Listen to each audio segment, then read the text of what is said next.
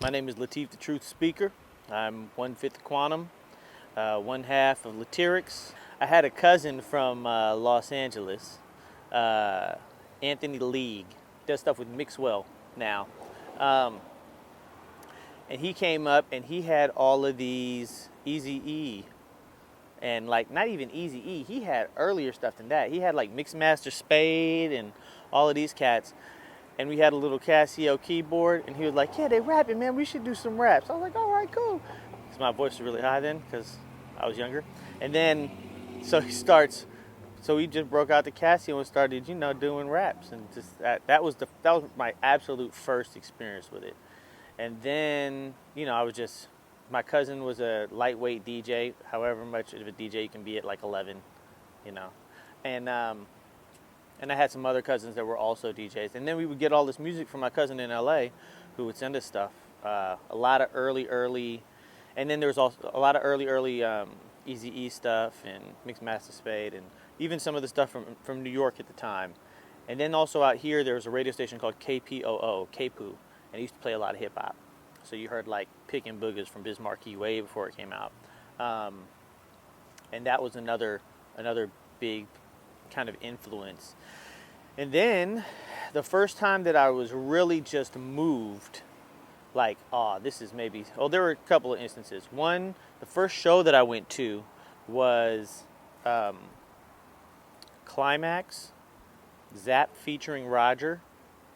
Too Short opened up, and when Too Short went on and did his songs, the whole Coliseum knew the words to these songs and these tapes that weren't even available in record stores at the time. Every song that he did, they just knew it all. Cuss words, let them roll. The fucking shit, goddamn asshole. It was just major. Of course, they did Lottie Dottie. Slick Rick and Dougie Fresh were the headliners. They headlined over Climax, who had Meeting in the Ladies' Room, and over Zap featuring Roger, I Want to Be Your Man. And the headliner was Dougie Fresh and Slick Rick. And they killed it. They did Lottie Dottie, whole crowd on their, feet. It was funny because my mom went with me. My mom took me. And they were like, and he stopped in the one part of the verse. He goes, "A wrinkle, wrinkle pussy, a wrinkle, wrinkle pussy, a wrinkle, wrinkle pussy. I can't be your lover." And he just held it for hella long. And I turned up to my mom. I was like, "What is he saying?" My mom's like, "He said a wrinkle, wrinkle pussy." But they just killed it. And even that night, like, my mom took me out. We were trying to get back to the car, and they were like, this is Oakland in the freaking 80s. There were like huge 5-on-5 fights going on in the parking lot. My mom was just like dodging in between the fights, trying to get me to the car. But it was awesome. I just loved it. Later on, when I was like 13, I did this thing where I went with the delegation to Cuba. And in Cuba, there was like a talent show that went on at the end. It's this thing called the Venceremos Brigade, and you go down there, and there's kids from all over the world that are there. So we went down there, and at the end, everybody from every delegation from all over the world, they all do a talent show. So different people are doing their own different talent shows, and so me and my cousins and some of the other people from our delegation were like, we should do a dance thing, This is like right at the rise of like, back then you're talking about like Rakim. This is like everything, all the tempos were really high, and doom, doom, doom, doom, doom, doom. It's been a long time, and that was what we came out to. I got soul, and when it came on, doom, doom, we were sitting in chairs, and then we kicked back the chairs. It's been a long time. Started doing our little, WAP or whatever, and I just remember these are kids from all over the world. That shit dropped. They just bum rushed the stage. I remember when I was in high school with my homies, we were all freestyling, and I was with my cousins and my homie. There were like 5 of us, and everybody went around, and then it got to me, and we were drinking, and smoking, and I went, and I just remember I kind of was zoned out for a second. When I came back and I finished my little punchline, it was just quiet. Nobody else, whoever was supposed to go next, didn't rap. And my cousin goes, it's quiet, nobody's talking, and my cousin goes, you should just rap, blood. You should just rap. You should just rap. And like that, it was just like nobody else wanted to rap. Like you were like, you just go rap, you know.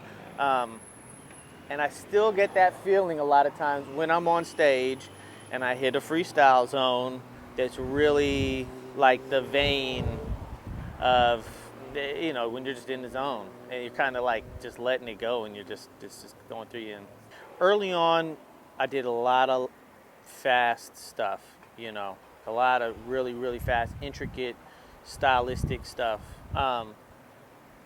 I think that I still back then still had a little bit of a melodic thing that I did, which I think was kind of one of the things that made me a little bit different. And then I think now I've really kind of stretched out on a lot of the melodic stuff. I even do some singing stuff now. And I think that being able to do those two things without any auto-tune is a little bit of a challenge. There are only a few cats that can do it. I think, you know, one of the people I think that does it the best, probably Andre 3000. But there are some other cats that can, you know, rap and sing a little bit. But I think that that's one of the things. But also, especially now, well, two things. Now, I feel like one, being able to come off the top of the head is becoming a lost art. I mean, everybody's like, oh yeah, that freestyle was the freestyle of the year. And I'm like, that was a written rap. Like, that's a verse. That's not a freestyle. It's just a verse. You wrote that, and then you memorized it, and then you just said it. That's not a freestyle. Like, to me, you know, I can understand maybe, you know, a lot of that kind of part of the side of the art form is just kind of getting lost, and people maybe don't care as much. And I can even say that I recognized early on that it's not necessarily a skill that is always, it's not going to win you stuff. Like even in battles back in the day when people used to battle all the time, you still kind of needed to have writtens, because I started to see people in battles losing because they were only freestyling, whereas their opponent would be coming with a written here and there. And crowds don't really care about freestyles. It's just whether or not it's good, you know? It's only the technical rapper kind of heady folks really care about that. It was funny because I was reading an interview with 50 Cent, and he was talking about, now mind you, you know, In the Club didn't come out that long ago. And he was like, you know, when I was doing my thing, you know, he was like, I was pretty, 50 Cent was pretty hard.